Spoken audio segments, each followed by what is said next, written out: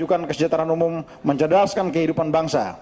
Berdasarkan pasal 76 ayat 2 Undang-Undang Nomor 2 Tahun 2021 tentang UU Nomor 2 Tahun 2021 tentang perubahan kedua atas Undang-Undang Nomor 21 Tahun 2001 tentang otonomi khusus bagi Provinsi Papua, bahwa pemerintah dan Dewan Perwakilan Rakyat dapat melakukan pemekaran daerah provinsi dan kabupaten kota menjadi daerah otonomi baru untuk mempercepat pemerataan pembangunan, peningkatan pelayanan publik, dan kesejahteraan masyarakat, serta mengangkat harkat dan martabat orang asli Papua dengan memperhatikan aspek politik, administratif, hukum, kesatuan sosial budaya, kesiapan sumber daya manusia, infrastruktur dasar, kemampuan ekonomi, perkembangan pada masa yang akan datang, dan atau aspirasi masyarakat Papua. Kemudian pasal 76 ayat 5 menyatakan pembentukan daerah otonomi dilakukan sesuai dengan ketentuan dalam undang-undang ini dan ditetapkan dengan undang-undang, maka perlu membentuk undang-undang tentang pembentukan ketiga provinsi tersebut. Yang terhormat saudara pimpinan, anggota Badan Legislasi DPR RI dan hadirin sekalian yang saya muliakan, pembentukan provinsi tersebut akan memiliki manfaat sangat besar dalam mempercepat kesejahteraan masyarakat dengan mengoptimalkan potensi keunggulan masing-masing daerah. Di antara permasalahan yang melatar belakangi pembentukan provinsi tersebut adalah belum terwujudnya kesejahteraan masyarakat Papua sebagaimana di provinsi lainnya yang ada di Indonesia. Menurut Badan Pusat Statistik atau BPS, tingkat kemiskinan di Papua masih menjadi yang tertinggi di Indonesia per Maret 2021, yaitu mencapai 26,86%. Sementara Provinsi Papua Barat memiliki tingkat kemiskinan terbesar kedua, yakni 21,84%. Permasalahan lainnya yaitu isu kekerasan dan pelanggaran hak asasi manusia, isu marginalisasi, perbedaan pandangan dalam perspektif sejarah dan status politik Papua, isu disintegrasi bangsa, jarak antar wilayah yang cukup jauh, belum berhasilnya pembangunan, tingginya biaya pembangunan sehingga infrastruktur dasar yang belum memadai, SDM yang kurang baik sisi kuantitas dan maupun kualitas, kondisi masyarakat Papua yang heterogen baik dalam bahasa, struktur sosial, wilayah adat, dan lain-lain.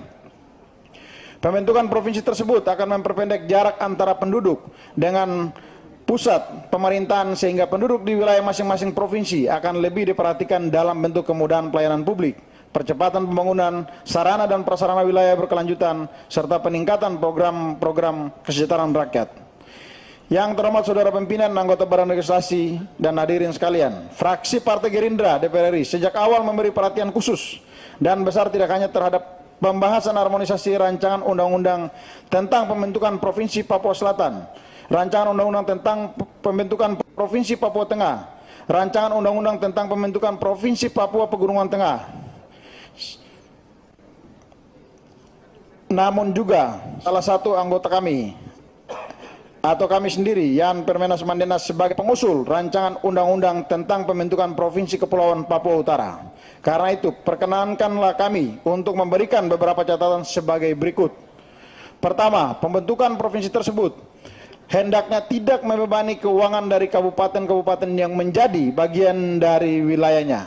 Keberadaan pemerintah kabupaten merupakan ujung tombak pembangunan di wilayahnya masing-masing sehingga akan berkurang kapasitasnya jika diharuskan memberikan dukungan dana kepada pemerintah provinsi selama 2 tahun berturut-turut. Kami berpandangan sebaiknya pemerintah pusat yang mencukupi pendanaannya melalui penyelenggaraan pemerintahan provinsi penyelenggaraan pemerintah provinsi baru tersebut melalui peningkatan dana alokasi otonomi khusus Papua.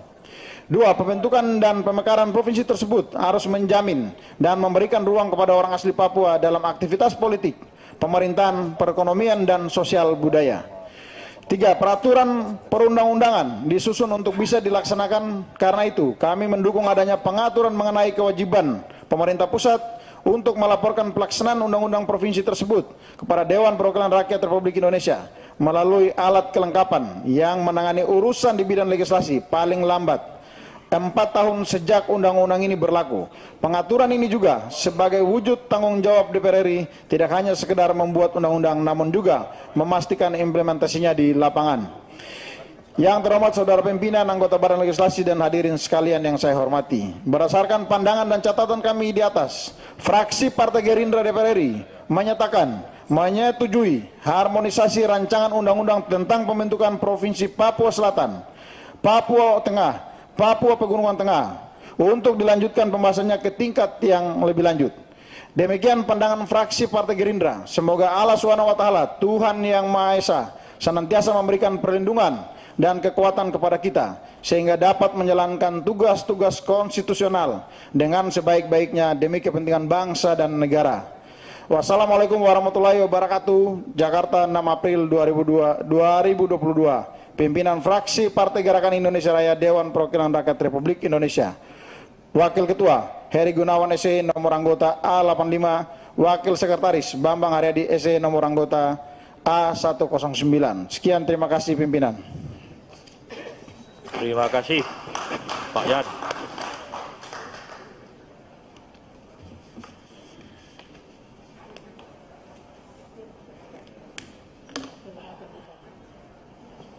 Dulu Kak Yan, sana kayak situ. Ini selamat menjadi manajer Persipura. Nah, harus kembali ke divisi